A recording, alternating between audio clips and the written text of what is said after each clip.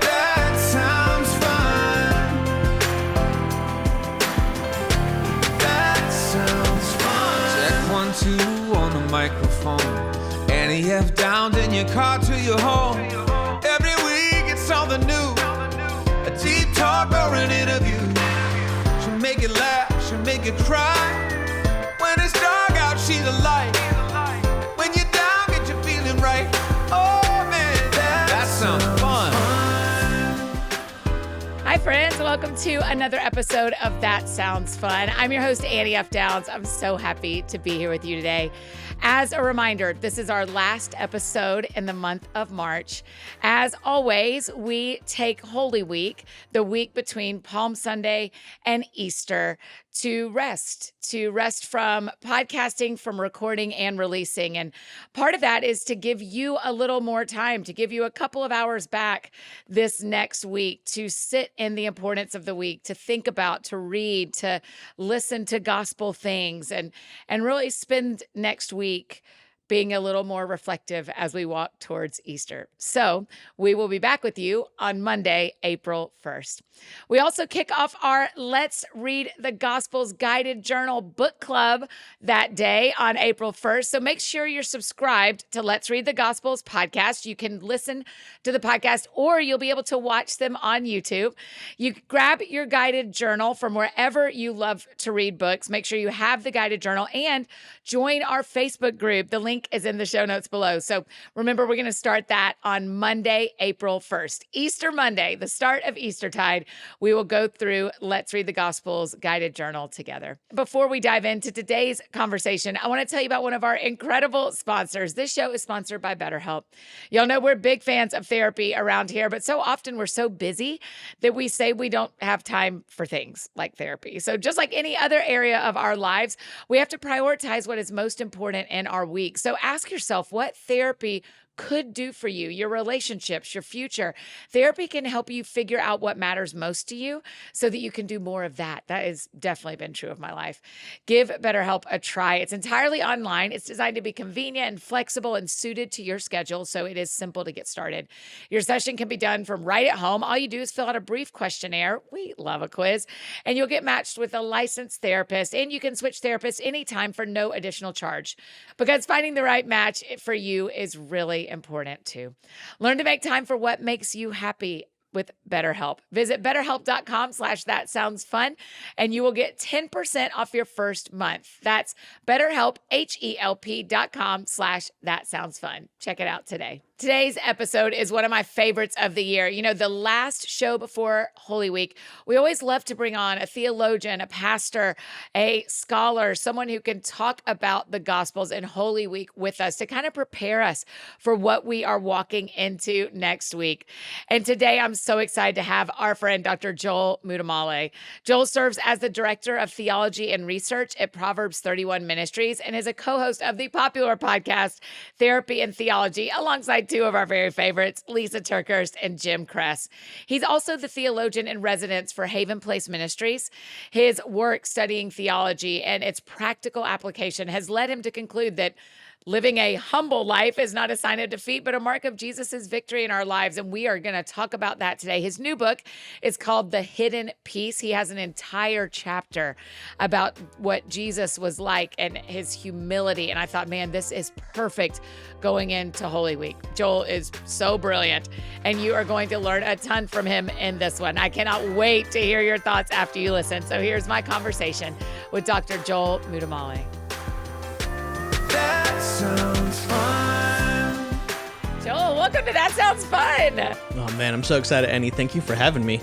What a treat. This is long in the making. We share all the friends. Yeah. I have watched from a distance when you're with Lisa and Jim, when you're with our Blurry Creatures guys, and the unfair advantage I have is that I go, I want him on my show. And then I just send enough text messages that someone makes it happen. So thank you for responding to whoever reached out. I'm very grateful. Absolutely. It was a no-brainer for me, and this is far, far overdue, so super excited. Yeah. Agreed. Okay, because the show is called That Sounds Fun, we're starting this year, our 10th year of the show, by asking people what sounds fun to you. Okay. One of the things, Annie, that you need to know about me is I'm a huge nerd. Like I'm a big time nerd. Great. And so and I also answer questions and ask questions in two parts, which can get complicated. So I'm just going to answer in two ways. Here's the Great. first thing that sounds fun to me. I think playing full court basketball on like a Tuesday or a Wednesday, playing ball and then going and doing a cold plunge. Have you heard about this cold plunge thing? This cold plunge. Who hasn't? Everyone Right. speaking English has heard a cold plunge at this point. It's crazy.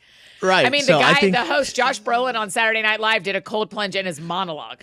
Right. So, Wild. so we've got bought one into it. Hey, I think our mutual friend, I think you guys know the Luskos, Levi yeah. and Jenny have been cold plunge evangelists. I believe that's Early just another adopters, part. honestly. Early, and so he was trying to get me on it, and he got me on it, Yeah. and so I'm in. And then the other thing that sounds super fun for me, to my wife's dismay, I think going to the beach, sitting on the beach, never getting in that water or even close to that water, but reading a book, man, that's like the jam. That's the jam for me. Listen, people should listen to you because you are studied, you are learned, and you are saying, don't get in the ocean. There is so much we don't know. There's so much we don't know. Yeah. And Annie, I you do did know. not get in that thing. Like you do know for the ancient Israelites, like when they saw big bodies of water, they're not thinking great day for us to have a pool day or get in, and they're thinking run for your life. This is an image of chaos and destruction. Yeah. And so I'm just thinking there might be something for us to learn about the ancient That's Israelites. right. They've been trying to warn us from day one.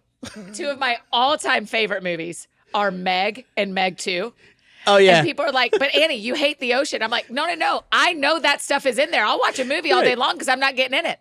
That's fine. Right. How much of what goes on Earth do we not know?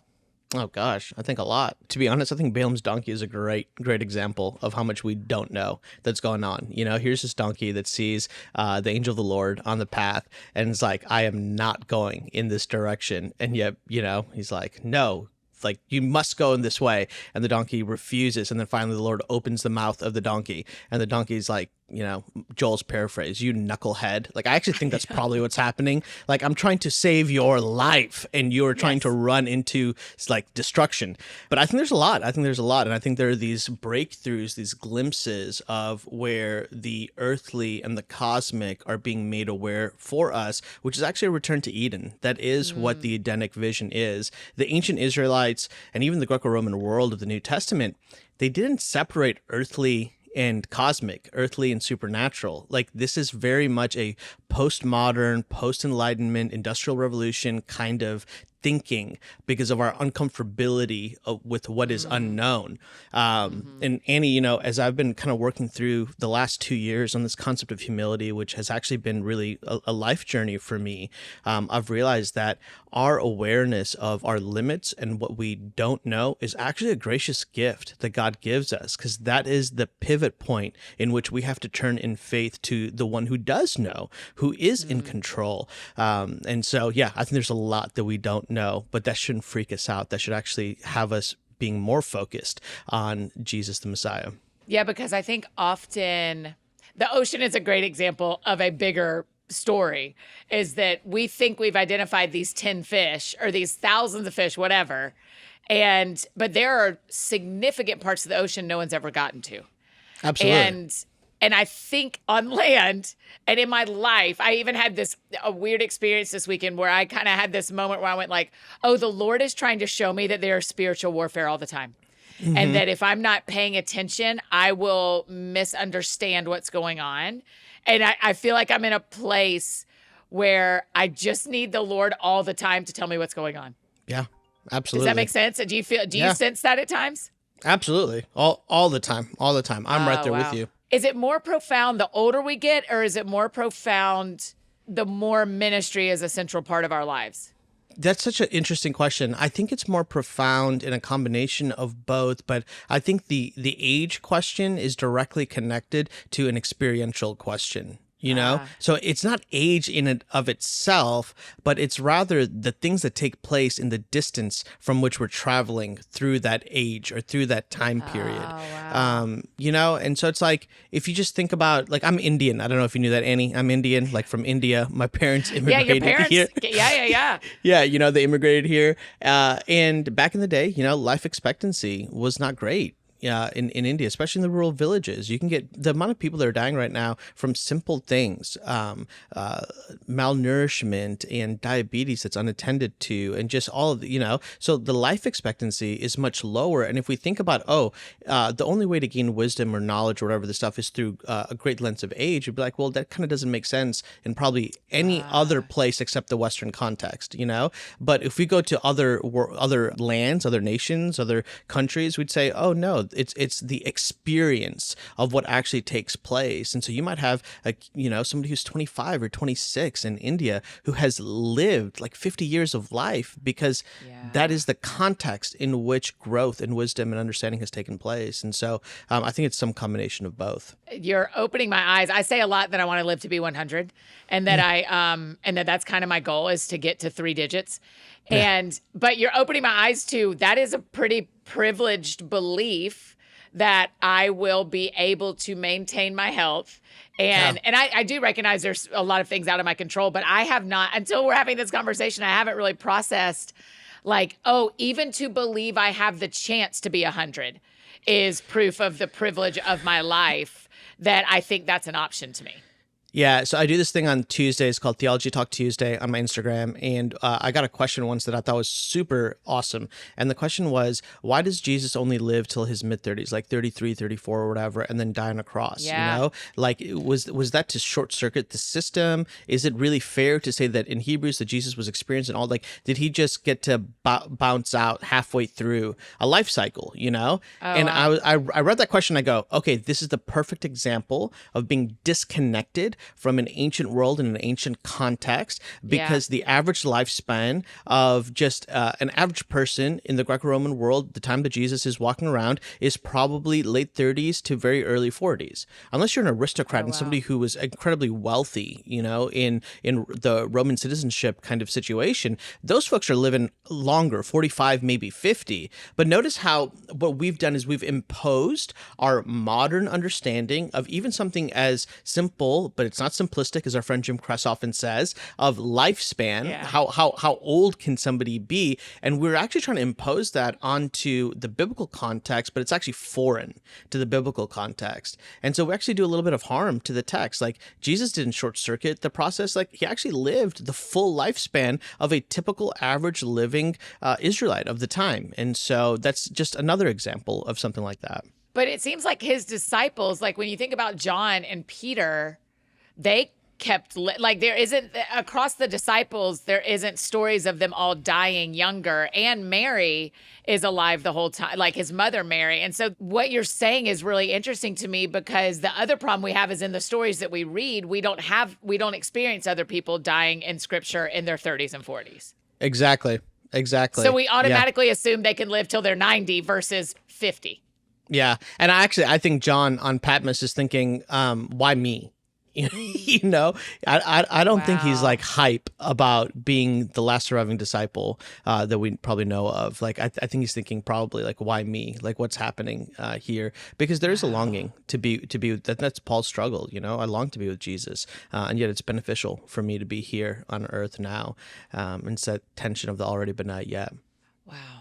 Okay, this is all my dreams come true, because as we are looking toward Holy Week, where a rhythm we have at That Sounds Fun is we don't write or record or release episodes during Holy Week, as part of like everything going just a little bit quieter, giving people a little more space to sit and think and process Holy Week. So in your new book, The Hidden Peace, you do a whole chapter on Jesus's humility. Can you talk a little bit about why pursuing humility really matters as people of faith? Yeah, well, I think I want to turn to two kind of passages of scripture, and we can kind of summarize them. One is Matthew 11, 28 and 29. It's kind of this epic scene where Jesus is talking about the exchange of yokes. And this verse, Annie, has kind of been the coffee mug or T-shirt kind of verse. Like pretty much everybody knows about it. You could not be a non-believer, like you could not even know about Jesus. And if you start talking about an exchange of yokes, they'd probably be able to be like, oh, I think that has something to do with this guy named Jesus. But what's fascinating as I was studying about this exchange of yokes is that the people of the time, when they hear this language of the yoke, they're actually hearing the Pharisees and the Sadducees, the religious rulers of that time, and they're making a hyperlinked connection to the law, to the Torah. And here's kind of what ended up happening for them is that the religious rulers would leverage the law, the Torah, as a means of power to kind of oppress everybody else. And so the law became this unbearable weight that they could not ever fulfill. There's no hope of it. And yet for the powerful, they're like, hey, I can leverage this all day, every day, because it keeps me in power and it keeps everybody else dependent on me for whatever that thing is. And here comes Jesus, this rabbi teacher who says, hey, by the way, let's do an exchange of yokes. It's not a removal of yokes. It's an exchange of yokes. And he flips it. He's like, I'll take the burdensome weight that is unlivable for humanity, which is the law. And look at what Jesus does in his earthly life. Actually, I was reading a book the other day by N.T. Wright, and I think it's fascinating. Him and another scholar, Gordon Wenham, they've kind of really made a strong case that in the life of Jesus actually embodies the story of Israel in his incarnation.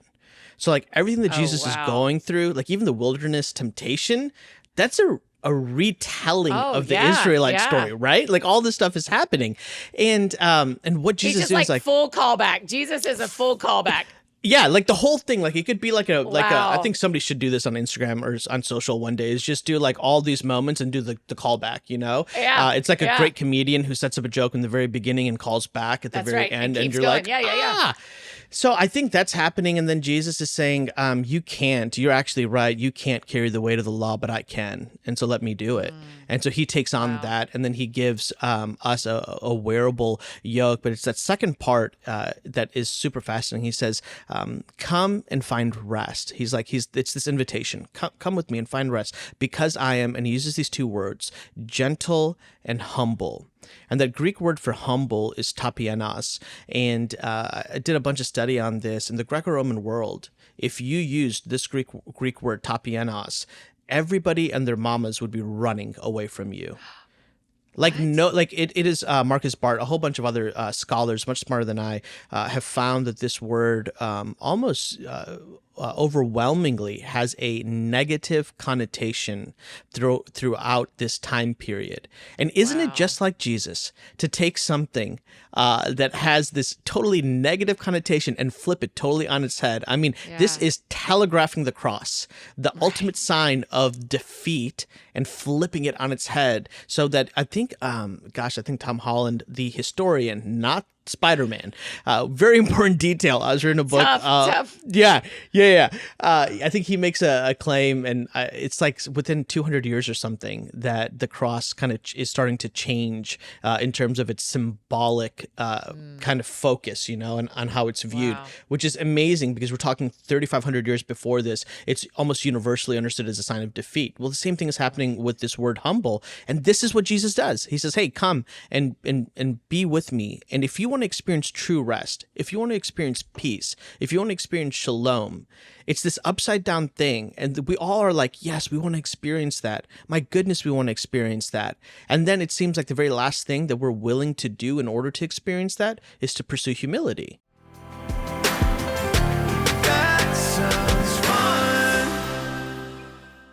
Hey friends, just interrupted this conversation to tell you about one of our incredible partners, Earth Breeze. Listen, Earth Breeze Eco Sheets, Here's the thing. They look like a dryer sheet, but they are actually ultra concentrated liquidless laundry detergent.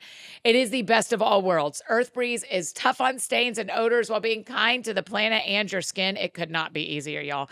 Just throw a sheet in with your laundry, watch it dissolve in any wash cycle, hot or cold.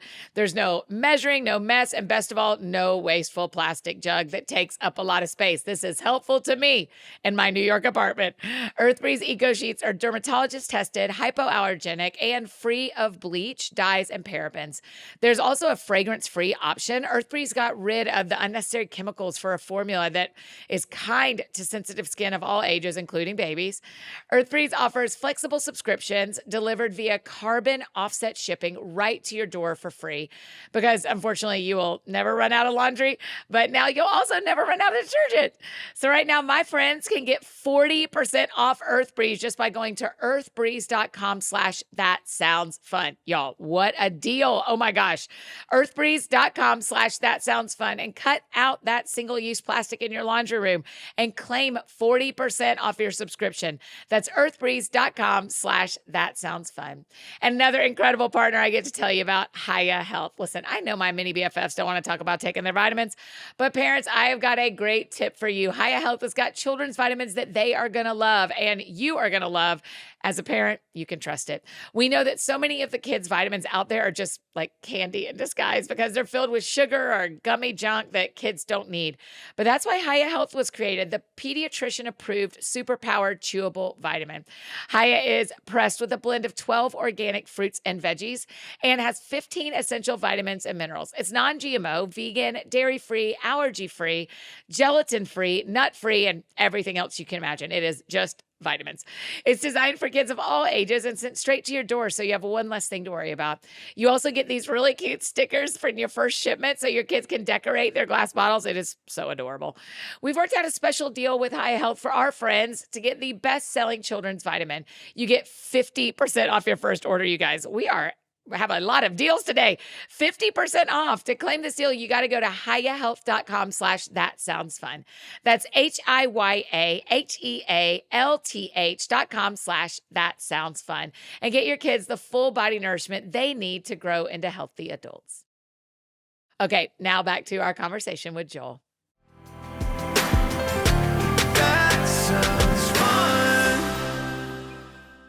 And here's my thought on why we're so resistant to humility is because for a long time, humility in the same way in Matthew 28 and 29, humility has been leveraged by the powerful as a means to oppress and to cause pain for everybody else. But y'all, that is not biblical humility. Biblical humility is a three-part movement, Annie. It is first and foremost an awareness of God. If we know who God is, then we know who we are. So I know God, now I know myself. I'm made in his likeness and in his image. And then the third part is it's an awareness of God. It's an awareness of ourselves. So now we're able to rightly relate to other people. It is this three-part movement that is vitally important because it actually will help create peace between me and God, internally inside of ourselves, and then relationally with other people. And this is exactly what Jesus invites us to in Matthew 28 and 29. And then in Philippians 2:8 and 9, this is like the most, I think, offensive verse in the when Bible. Paul describes Jesus. Yes! It's yes, so rude. It's so rude, right? He wasn't attractive. He wasn't, People didn't like him that much. Yeah. Right. So starting in verse 7, instead he emptied himself by assuming the form of a servant. Are we being serious right now? Taking on the likeness of humanity when he had come as a man. And then look at this verse 8.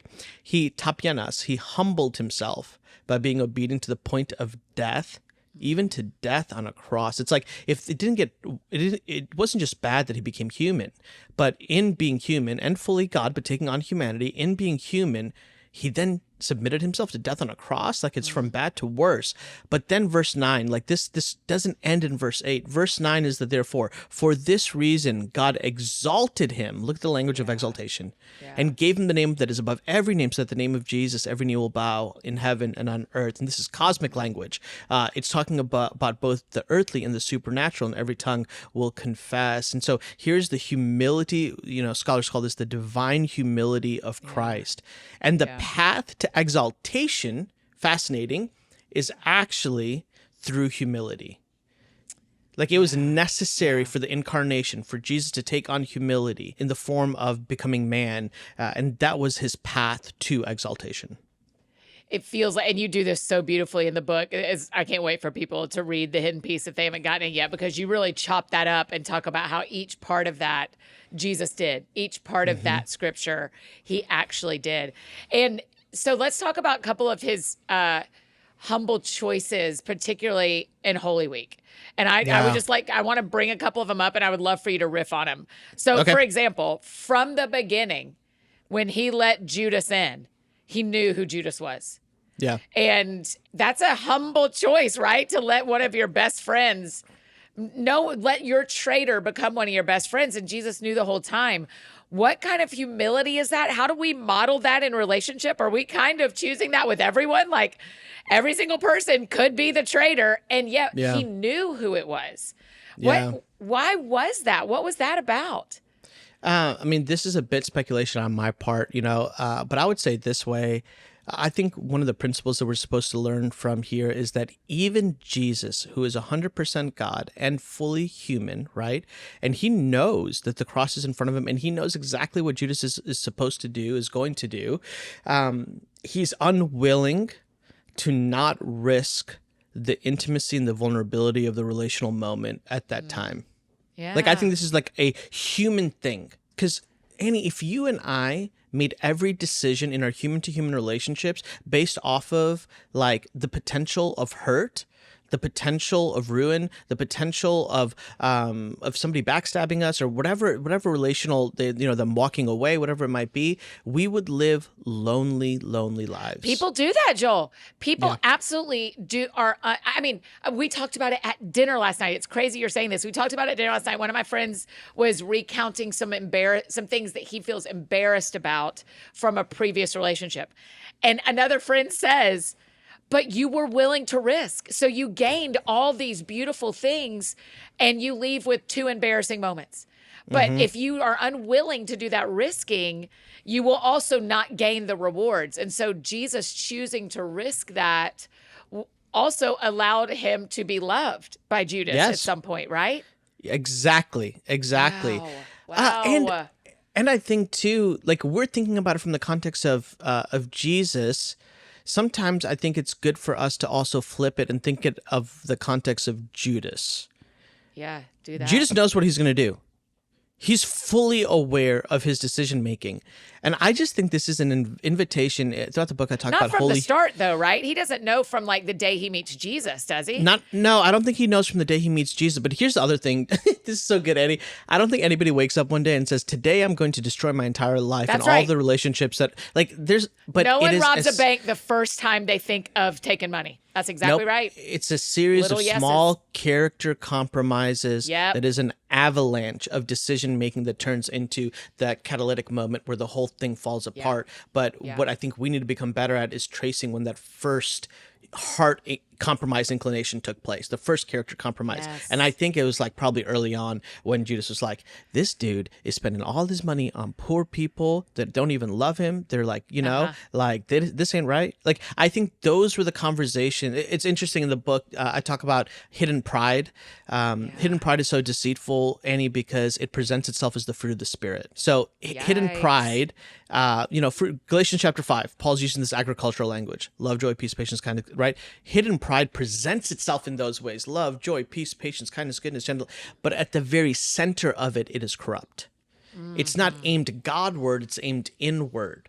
And so here's the challenge about this, and it's kind of terrifying, is you can live on the momentum of good things for a season and for a while. But if the inside is corrupted, Eugene Peterson referred to this as an incongruity of the human heart. If the inside is corrupted, it's only a matter of time before it catches up to you. And I think this is what's happening with Judas. And so I actually think the story with Judas and Jesus, there's a flip side of this that invites us introspectively to have a holy humility moment, to ask our questions of, are we walking into situations well knowing that we're causing and going to cause self-sabotage, or we're going to cause hurt, or whatever it might be, and say, is it worth it?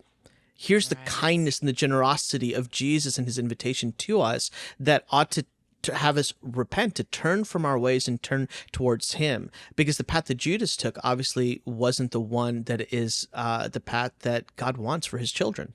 Right. I mean, Judas and Peter are such interesting parallels to me because they both made a decision about Jesus that we would have guessed 8 chapters ago, however many, 2 years ago in their story, they'd have never done.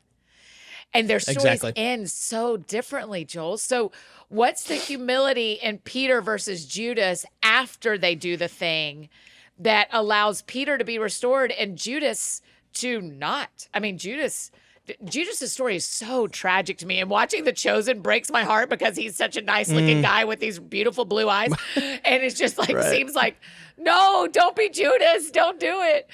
What is that? Because there are so many of our friends listening who this week during Holy Week are realizing, like, I've said some yeses I didn't mean to say. I have walked toward a sin I didn't mean to do. Am I going to end up like Judas, or am I going to end up like Peter? Yeah, I think that we have to, in the same way in Matthew 11:29, Jesus is all about invitations. And I think that the question is, are we willing to have our eyes open and willing to step into the invitation that Jesus has for us? And so I think a fascinating detail about Peter's story is that Jesus is in the process of taking the moments of our life that are in ruin and turn them into the very context of our restoration. So think of Peter, very small detail in the text that there's a charcoal fire that's present at the time of Peter's denial. And I think it's fascinating and incredibly important that at the moment that Jesus restores Peter on the beach post-resurrection, there's a very small detail that there is a charcoal fire that is burning. Now, if you've ever been around campfires or anything, you know that it takes forever to get that smell off of your clothes, right? Yes. Now, imagine being in the ancient world where charcoal fires are everywhere, right? Yeah. So can you imagine being Peter, who every time he smells, like, I think this is the neurological, psychological, emotional trauma, the therapy thing that I think we need to really pay attention to.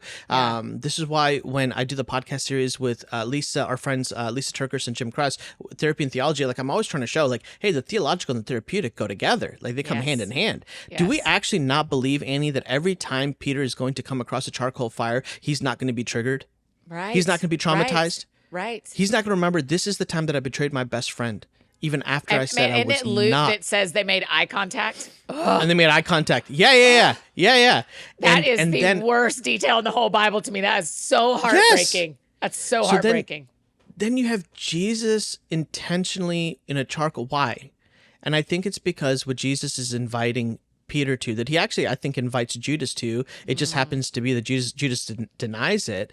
That he says, hey, Peter, I'm going to restore you. And all the details are almost the same. The 3 times, the repetition, everything up, like even to the charcoal fire. And here's why I think this matters. The charcoal fire, it doesn't take away the reality of Peter's denial of Jesus or the ruin that was experienced there, but it reframes that moment so that he can get through it and get to the restoration. Wow. So, like, what is the gift of humility in that moment for Peter? The gift of humility was his ability to get through something really, really important. Annie, I think that the most important preposition in the Bible is the preposition through. Wow. And we're not a people of through. Like in our society today, we don't want to get through anything. We want to get over, around. We want to short circuit stuff, right? Song about the bear, right, exactly. You got to go through it, Like, I'm telling y'all, if you're reading your Bibles, pay attention to the through. It was necessary for the Israelites to go through the Red Sea. Why? Wow. They met the power of Yahweh. It was necessary for them to go through the wilderness. Why? They met the provision of Yahweh. It was necessary for Jesus to go through Samaria. Why? So he meets a Samaritan woman who becomes Jew Gentile, who becomes the first evangelist who's a female. Like, it was necessary for Jesus to go through the cross. Why? Because it's through the cross that we experience the power, the protection, the provision of Jesus himself. And so this through thing is so important. And pride suggests you don't have to go through anything. It's not worth it. Right. You know? You should be able to. Yep, that's right. Pride promises you clarity and leads you to chaos and confusion. Yep. You know? Humility is like, nah, like that is going to be long-term destructive for you. Let me walk with you through this. Yeah, it feels like pride offers a shortcut because I think when I am letting pride drive my bus, It is this. I'm going to get a shortcut because I deserve a shortcut. Yes. And that is not true. Not true. And it's an ancient sin. This is Genesis 3. There ain't nothing new underneath the sun. Brutal. It's brutal that I am. Tell me how different I am from Adam and Eve, because there is not that much difference except the amount of clothing. I mean, it is. I am not that much different. That's right. A wrestle I've always had with the story of Judas is why Jesus didn't save him. Yeah. I don't know that I have a great answer for that. I really don't. I that's my personal wrestle with it. It's such a sad story to me. The only thing that I can go to, and this is more theological than it is human heart emotional, and that's what messes with me too. Like I'm like Jesus, save the man, like clearly save them, right? Yeah. But there's this interesting detail about Pharaoh where it talks about the hardening of the heart. In what Pharaoh does, like I think it's like 7 instances that phrase, the hardening of the heart, happens. And the way that the Hebrew is structured is 3 times it refers to Pharaoh hardening his own heart. Like this is his own decision. 1 time I think it's neutral, and then 3 times it's actually like God, Yahweh, doing it. Like he's the active agent of it. But the way that it's framed is it positions Pharaoh's momentum leading the way. And so what Yahweh is just doing is speeding up the natural trajectory of where Pharaoh is going, because God has this bigger picture in mind of the salvation of humanity. And there's a hard truth. It's just hard to imagine that. But it also, on the flip side, it does communicate human agency, and it does communicate that God desires for us of our volition to seek him out. And I kind of parallel that to the Judas story and just think, man, this wasn't what God intended, and yet it is absolutely what he allowed. And it's tragic. And so here's the other thing, Annie. I think sometimes we look at text and we want things to be tied up in a nice, neat bow so we can get to that, for sure, I do. Right? And I think so. Like I ended up writing about this in a chapter about when bad things happen to humble people. The issue is theodicy. And I'm just amazed that every time you and I, and this is the story of Job, every time we're asking why, God is committed not to answer our why, but to respond with who, you know? Wow. Yeah. And so it's like and it's like there's that famous like the rapper is like the more money, more problems type of deal. It's like more questions, more answers, way more questions. Like the answers actually aren't going to help us in any way. But what we're supposed to be reminded of the entire time is the who is with us through it. And that's actually a more eternal comfort. And so I think that the story of Judas, even when we're asking these really difficult questions, is to actually bring us back to, well, Jesus was there. He was present. The invitation was open, you know? Yeah. So. One more weird theology Judas question, and then we will move on. There's a point where Jesus says that there would be these 12 will rule with me. In the Gospels, he says the 12 will stand by me. I think it even says there's 12 thrones, maybe. Does that include Judas then? I don't know. That's I don't weird, think so. Right? Yeah, I don't think so. Now, there's a weird thing that happens with the 12 tribes all the way back with Joseph and all the brothers. Joseph's it's the numbering is weird because his 2 sons get to claim, right? So you've got to double up over there. So there's part of me that and if you even think about the 2 sons, this is wild. This is so Old Testament. The 2 sons are half Israelite, half Egyptian. You have Gentile inclusion all the way back. Dude. That are fundamentally cool. part of. Yeah. Moses, in fact, marries a Cushite woman. Fascinating story as well. He marries a Cushite woman. Well, the Cushites were probably African American. They're probably black. Like there's notable archaeological evidence that part of Egypt at one point in time that the Cushites had actually come in and taken over, and so that's like it's African, like that's exactly what it is. And so here's a dark-skinned woman, and Aaron and Miriam get so mad. I think it's like somewhere in Numbers, and God, this is also super crazy. Right before this passage, it says that Moses is the most humble man on all of the face of the earth. Right? Yeah. Like there's nobody more humble than Moses. So we're thinking, okay, here's Moses, the most humble man. I want to win right after this. And Yes, right after this, yes. it's not a win. It's Aaron and Miriam being like, "Why'd you marry that woman? She doesn't belong Yeah. here," right? And they're Wow. causing chaos. And then God comes in and he doesn't condemn Moses for marrying a Cushite woman, but he actually accuses and critiques Aaron and Miriam. And then Miriam's consequence is leprosy. She becomes white as snow and she gets sent outside of the camp. Fascinating, because the person who is on the outside, the Cushite woman, is actually invited in and affirmed as an insider, and the person who was the insider is actually given a consequence and sent outside for a time. And so you Wow. have got this picture that's happening there as well with both of those. So I think that that's all kind of playing together. Listen, we need to start another podcast where we just talk about weird Bible stuff and just like go for it. I love it.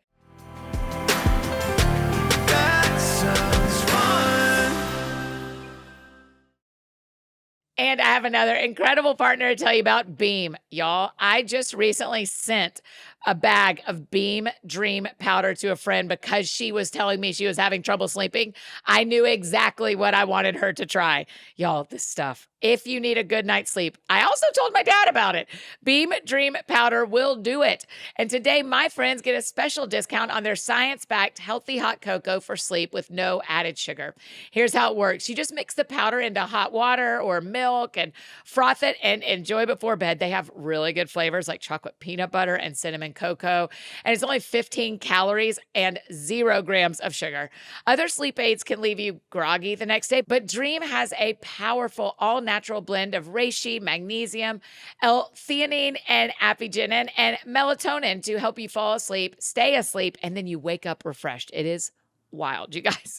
Find out why Forbes and New York Times and your friend AFD are all talking about Beam and why it's trusted by the world's top athletes. That's also me, and business professionals. If you want to try Beam's best-selling Dream powder, get up to 40% off for a limited time when you go to shopbeam.com/TSF and use the code TSF at checkout. That's shopbeam, BEAM.com/TSF and use the code TSF for up to 40% off. And now back to finish up our conversation with Joel. That sounds fun. You're going to love this. My acupuncturist is Jewish. Yeah. And when he talks about organs, he says, I want your organs to get along like Joseph's sons, not Jacob's sons. Oh, that's so good. It's so, because you're like, I that's so never good. think about Joseph's sons as two. I think about them as this one unity because they take up Joseph's seat. And so, I mean, can you beat an acupuncturist that brings in Jewish theology the whole time? It's can't. the best. It's the best. can't. You would love it. Next time you're in Nashville, you just let me know. Okay, I will. And it will be okay. a great feat for me because I'm afraid of those acupuncture needles. It scares me. Oh, but you I should will. go. I'm going to trust you on that. He is just the best. He's the best. And when he chops it up about the Old Testament and our bodies and what God is doing, it's so fun. It's so fun. Every time I'm like, am I in like Hebrew school or am I at my acupuncture appointment? I don't care. I like them both. I love it. Okay, so when we think about Holy Week and we're thinking about the Last Supper, I would love for you to tell me, what do we miss about Jesus washing his disciples' feet and his humility because of our Western mindset? What are we not seeing in that story? Yeah, that one's actually a pretty important one, and I know that it's become kind of a timely conversation as well, with just the image of feet washing and what does this image actually mean. And so I ended up writing quite a bit about this because I think what ends up happening, Annie, is we take biblical images. And sometimes we strip them out of its kind of context, its ancient kind of Near Eastern context. Yes. So feet washing, I'm going to read from something I wrote. Feet washing in the ancient Near East was actually a sign of hospitality and would have been performed for guests who entered a house. So think Genesis 18, Genesis 19. This is important. So then the guests who enter someone else's home, they'd show respect to that household in what they said and in how they acted. So the very symbol of feet washing is actually rooted in a context that desired to communicate hospitality that would have been understood implicitly as a responsibility for the person who entered to show respect and to show honor, because they are in fact in the house and they're the guest. So then you get to John 13, and there's this shocking scene. You find Jesus, the Son of God, who takes on the posture of a servant, which is wild because servants were the ones who were normally the ones who did feet washing. Because in the ancient world, people, actually today, like if you went to India, the majority of people, like if you're in the villages in India, they're walking around barefoot. Y'all, the streets are gross. People still do feet washing today. The servants would wash the feet. A rabbi would never get on bended knee to watch someone. And here's Jesus, who's the rabbi, and he takes on the posture of a servant. Again, holy humility moment, because this shouldn't surprise us. This is Philippians 2, that Jesus in the incarnation takes on humanity. Why does Jesus do this? This is the big question. Why does he do this? So before we just hijack the symbol and leverage it for all the kind of different ways that we want to, I think we want to see exactly the why of the symbol. One, the symbol is meant to reinforce the extravagant humility of Christ. He came to serve and not to be served. This is Matthew 20:28. So the posture of humility would be expected, normal, and the foundational posture for all of us who follow Jesus. It's like if Jesus did it, then we ought to be doing the symbol. The symbol also communicates the cleansing of sin, which would be made possible through the death, burial, resurrection, and ascension of Christ. I think when Jesus gets on bended knee and he does his feet washing, it's telegraphing what's going to actually take place on the cross. This actually, for an ancient Israel, wouldn't have been new, because in Exodus 30 and 21 and 40, this was the normal practice of priests who entered into the sanctuary. And so the symbol that's in front of us, Jesus on bended knee, washing the feet of sinners. Again, I quote Jim, it's simple, but it's not simplistic. It's a simple act of humble service that we, as followers of Jesus, should extend to every image bearer on the face of this planet, because it expresses and communicates the compassion of Christ. And it's also an invitation for those people to say, hey, we want you to participate in the beauty that comes from entering the family of the household and no longer just being a guest in the house, but a member of the family of the house. And what's fascinating here is not all people that Jesus washed their feet became members of the family, but it didn't stop Jesus from washing their feet. We talked about this in length with Judas, right? And so on the one side, you've got Peter, who goes one way, and you've got Judas, who goes a different way. And so I think that feet washing symbol is actually really important when we get those two kind of ideas put together. Yeah, that's beautiful. Thank you. I feel like one of the things I want to spend as much time as the Lord will give me. If I could live to be 100, I would love it. Is getting the Near Eastern context that I do not have around the Bible. Because washing feet is a story we heard growing up, and then we saw people do it in my 20s when they got engaged or when they got married. Right. And so, and I'm like, there's so much I miss. I won't speak for anyone else, but there's so much I miss because I don't know the culture of that time. It's why reading Esau Macaulay, reading Dr. Nijay Gupta, all those matter so much to me. Christy McClellan, because y'all are giving me context around when the Bible is written and where the Bible is written that helps me to see there's a layer here I don't know, because I'm reading it in English and I'm reading it sitting in New York or Nashville or wherever, Right. Okay, so Thursday, the Last Supper. Friday, death, crucifixion. Saturday. What is Saturday? I mean, also, he said 3 days. Is Friday, Saturday, Sunday really count as 3 days? Will you help us understand? Help us understand that math, and then tell us about Silent Saturday.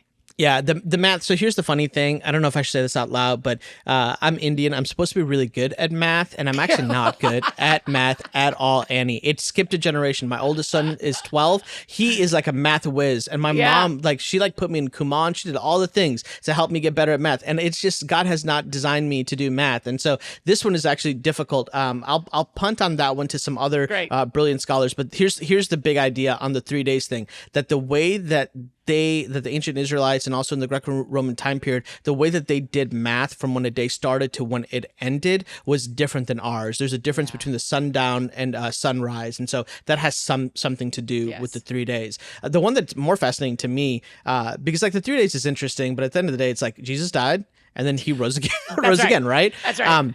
the thing that actually fascinates me is what happens on Saturday. Where is he on Saturday? And where is he on Saturday? Okay, Yes. so you may have heard the phrase Saturday is silent Saturday. Yeah. Right? And I get that. I understand that because in an earthly context, it's silent. Yes. Jesus is he's in a grave, he's in a tomb, and that's the whole deal. Now, something I think is really important for us to remember is that Jesus, up until the resurrection, is still living within the context of the Old Testament covenant idea.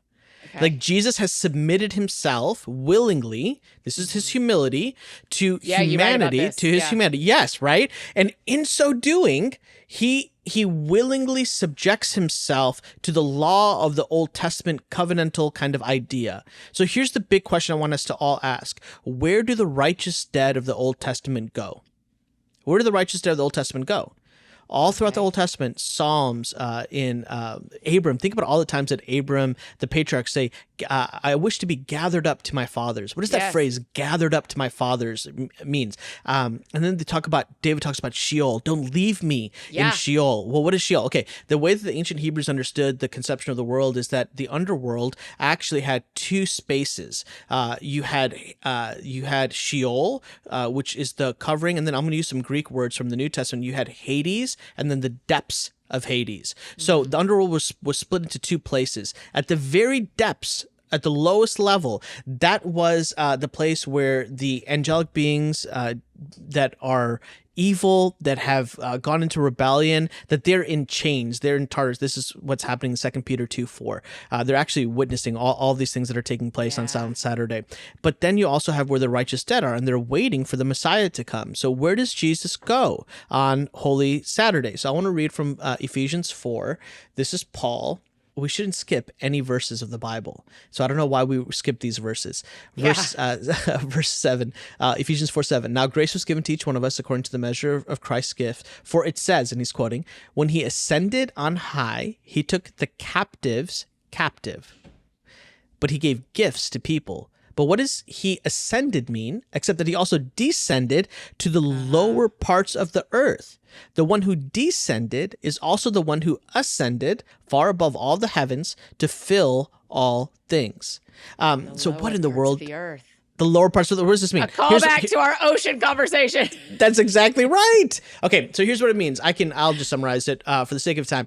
And this is kind of this is really fleshed out in great deal in a monograph by, I think, oh gosh, I'm blanking on his name, but it's called He Descended to the Dead. It's a great book. But basically, Jesus on Holy Saturday, because he's still underneath the covenant of the Old Testament, he goes where any righteous Old Testament person would go. This is why when he looks at the thief on the cross and says, today you're going to be with me in paradise. With me in paradise. Today, he says, yes. Today. Well, where's the today and where's the paradise? Well, this is actually Sheol. This is the place where the Old Testament righteous are. So Jesus goes down to the dead where they're being held, because again, Jesus isn't going to short circuit any process of the death, burial, resurrection, and ascension. So if the burial, there's an earthly reality to the body being buried, what is the spiritual reality of the body being buried? Where would the spirit have gone? In the Old Testament, the spirit would have gone down to Sheol. So here's Jesus. Can you imagine the evil ones down there that all of a sudden see Jesus the Messiah, the panic that's like, on their face? Is that Jesus? Is that Jesus who just walked in? Like, it would be like us in a coffee shop and it's like Taylor Swift walks in. The whole place would lose their minds, right? Like, this is,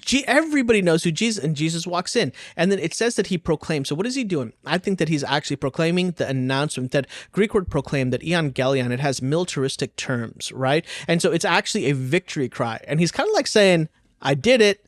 The kids today, they say it's me or he's him. What is that statement? Right? My son tried to teach me this the other day. I couldn't figure it out. But I'm like, whatever you're trying to say, Jesus said it first, bro. Because Jesus went down to, and he takes the righteous dead with him, and he parades them as his victory, as his plunder. In the Gospels, it talks about how you can't go into the strong man's house unless you bind up the strong man and then you take up his blood. I actually think this is a commentary of what's actually taking place here, right? He goes to the strong man's house. He gathers up all of the righteous dead of the Old Testament, and he parades them in front of these angelic beings that have gone into rebellion. I would hold that these are the sons of God of Genesis 6, and they're in Tartarus. They're being bound, and they're watching their defeat in front of them. And there's this really, really important passage in 1 Corinthians 2:8. It says this: none of the rulers of this age understood this. They're talking about the crucifixion. For if they had, they would never have crucified the Lord of glory. Well, the rulers of this age are Paul's Greek terms to talk about powers, principalities, and authorities, the supernatural cosmic beings that are against God and his kingdom. What's it saying? The enemy thought that by sending Jesus to the cross, they had assured their victory. But all they did was they hung themselves on the cross. Right. This is actually a retelling of the Haman story, right? Haman builds a gallows for Mordecai. Everything is connected. Everything is connected, thinking, I got you. And then the whole time it's like, nah, bro, you built the gallows for yourself. You got yourself. This is what the evil powers have done. They think they're taking Jesus to the cross and they're thinking that they have won. But all that they've done is they've actually assured their own demise. And Jesus goes down into the grave. He goes to where the righteous dead are. He gathers them up and he brings them up on high. Where do they go? Up on high. They go up on high. And in so doing, now it makes sense of this weird passage where it says like all these dead saints, for a second, they appear to all the people in this city and they're like, what is going on? And then they go on. And so this is Hebrews 12 for us today. What is the comfort for believers today of death? The comfort is we don't go to Sheol. Because God has emptied that place. The only people that are left are in the depths of Hades, right? And so where we go today is we actually go, I think, this is speculative a bit on my part, but I think we go to Eden. I think Eden is taken away, and that's where Jesus is. That's where he's building his kingdom. This is why he says, I go to prepare a place for you. Why in the world in Revelation does the garden city of Eden all of a sudden show up, no longer as a pure garden, but as a city, you know, that's established and developed? Well, like think in spatial working terms. How does that happen? People got to be working. They got to be doing something. They got to be building. What is Jesus doing? And so I think that that's actually the hope that we have right now, is that we bypass that and we go straight to this Edenic place. And then this is the beautiful picture that C.S. Lewis paints in the last battle of the new heavens and the new earth. And it's the reclaiming of this Edenic vision that God had always started. And y'all, so Silent Saturday matters. Jesus on Silent Saturday, like he was not being silent.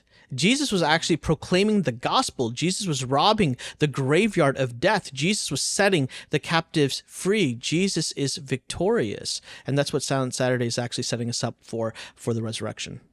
Listen, that is a way to get ready for Holy Week right there, Dr. Joel Muddamalle. That is how we do it. I mean, the Haman part, I'm like, how did they, like, God told a story through Esther in front of all the demons, and they had no idea that he was telling their story. No clue. That they were going to hang themselves. Yep. Dude, that is so good. God plays the long game all the time. He plays the long game. Amen. Because it's about going through. True. It's not about going around. Yeah. Yeah, absolutely. Even with God in our lives. Ugh. Okay, is there anything we didn't say that you want to make sure we say? Anything you want to say about Easter or Holy Week that you want to make sure people get as they're thinking through this week and living through Holy Week?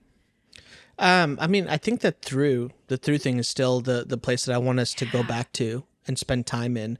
One of the most important things I felt like that I'm learning throughout this humility message is how hurried I am in my life. Yeah. You know, I'm like hurried, and I'm seeing it with my kids. I'm seeing it with vocation and work and ministry.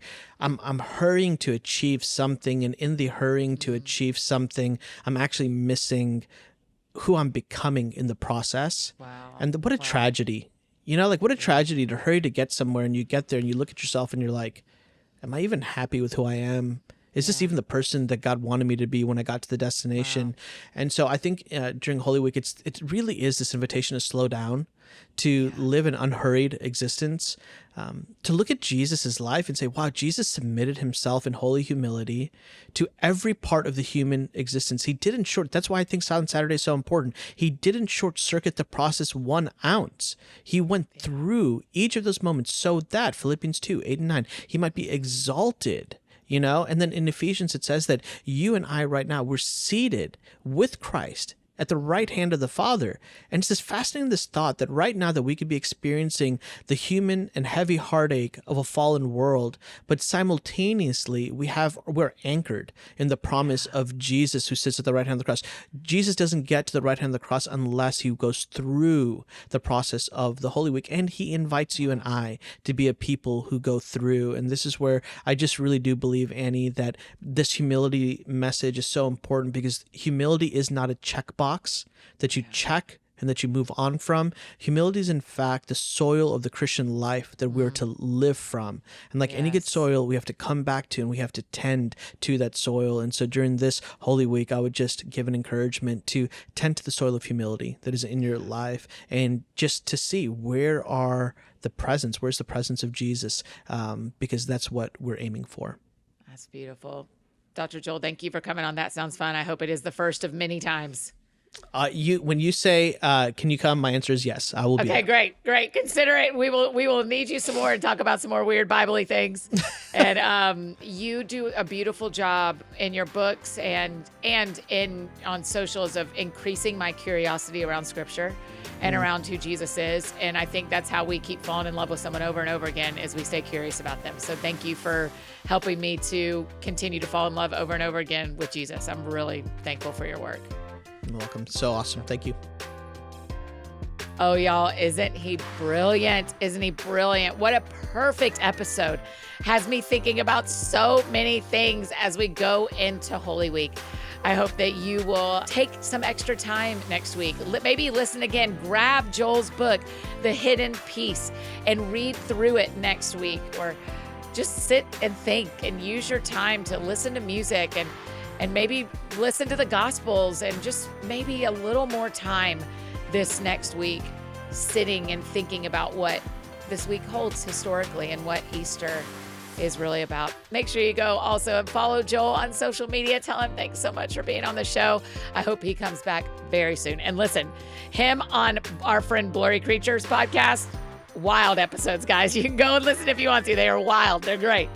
If you have any questions from this episode, you can drop them in the Q&A box on Spotify if you're a Spotify listener like me, or send them to us on Instagram at That Sounds Fun Podcast. Make sure you're following over there too. We get to answer a lot of people's questions, show you extra clips, extra stuff from each episode. It's really fun.